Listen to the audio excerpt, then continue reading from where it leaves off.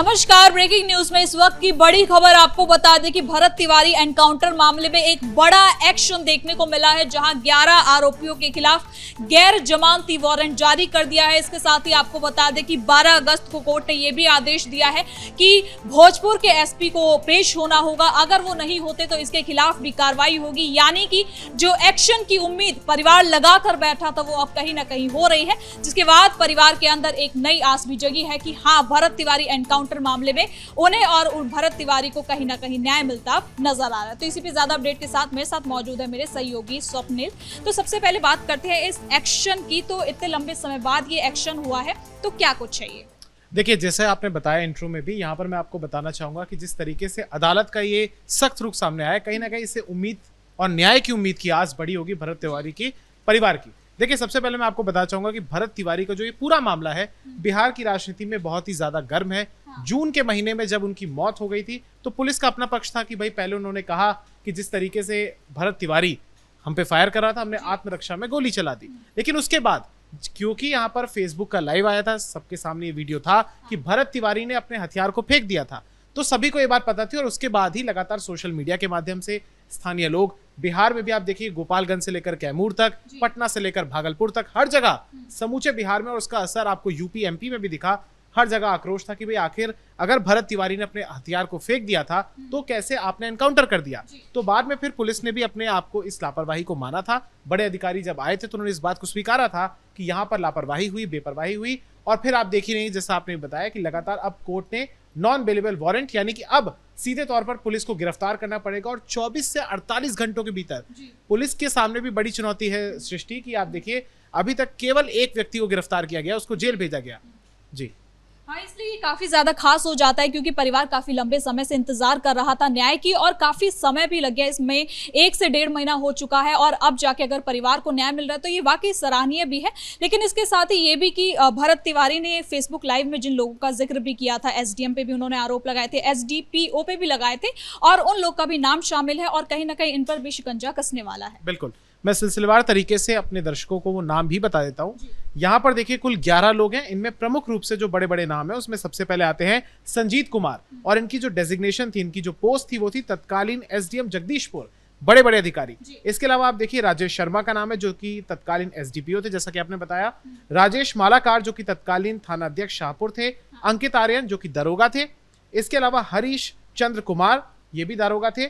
अक्षय कुमार और विकास कुमार एसटीएफ के जवान। इसमें से अक्षय कुमार ही वो जवान है जो एसटीएफ में थे और जिनके बारे में कहा जा रहा है कि इन्होंने पहली गोली मारी थी। इनको गिरफ्तार कर लिया गया है। बाकी जितने अधिकारियों के मैंने नाम लिए और कुछ जो और बाकी हैं, इन तमाम लोगों ने एक तरीके से लापरवाही बरती, और ये वो लोग हैं जिन पर एक्शन हुआ, इनको हटाया गया इनके पदों से। और अब सीजेएम आरा कोर्ट की अदालत ने जिस तरीके से निर्देश दिया है, नॉन बेलेबल वारंट, पुलिस को इनको गिरफ्तार करके पेश करना होगा। हालांकि परिवार पहले सम्राट चौधरी पर भी आरोप लगा रहा था। वो कह रहे थे कि इस सरकार में उन्हें न्याय नहीं मिलेगा, लेकिन अब जब न्याय हो गया है और सीएम सम्राट से मुलाकात हुई थी, उसके बाद ही ये न्याय देखने को मिला है। तो क्या कहीं ना कहीं कनेक्शन सरकार से भी है कि सरकार से मिलने के बाद ही जब गुहार लगाई परिवार ने, उसके बाद ही ये स्टेप लिया गया है? देखिए, निश्चित रूप से देखिए, बिहार की जो राजनीति है वो जाति के एंगल पर काफी रिवॉल्व करती है और इन्वॉल्व करती है। जब सम्राट चौधरी जो कि मुख्यमंत्री हैं, जाहिर सी बात है शुरुआत में उन्होंने भी ध्यान नहीं दिया, लेकिन उसके बाद जैसे जैसे प्रेशर बना, जैसे जैसे सोशल मीडिया के माध्यम से लोगों ने आवाज उठाई, तो सम्राट चौधरी पर भी तनाव बढ़ा और उन्होंने एक तरीके से दबाव बढ़ा और वहां पर उन्होंने मुलाकात की। आपने देखा होगा वो तस्वीरें भी, वो वीडियो भी, जिसमें आशा देवी जो कि इनकी माँ है वो पहुंची थी। हालांकि इस पूरे मामले को लेकर वहां पर सम्राट चौधरी ने साफ तौर पर कहा था कि न्याय होगा और आपको न्याय मिलेगा। और उसके बाद आशा देवी भी थोड़ा सा नर्म हुई थी, क्योंकि उनकी भी नाराजगी जाहिर है, उनका बेटा गया है और जिन हालातों में उनका बेटे की एनकाउंटर में मौत हुई है, तो कहीं ना कहीं उनके भीतर भी रोष और आक्रोश दोनों था।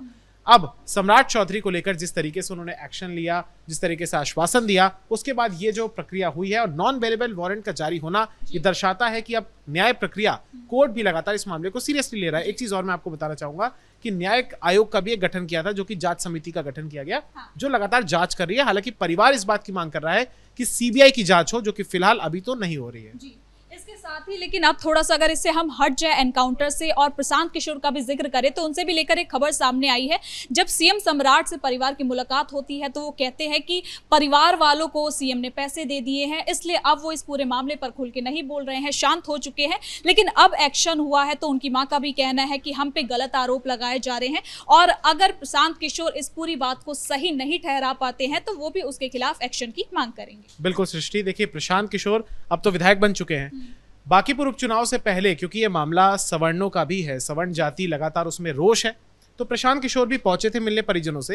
लेकिन उसके बाद प्रशांत किशोर की तरफ से ये आरोप लगाया गया कि भरत तिवारी की जो मां है, जो उनके परिजन है, जब वो सम्राट चौधरी से मिले तो वहां पर उन्होंने 50 लाख रुपए का चेक ले लिया, यानी कि 50 लाख रुपए उन्होंने राशि ले ली।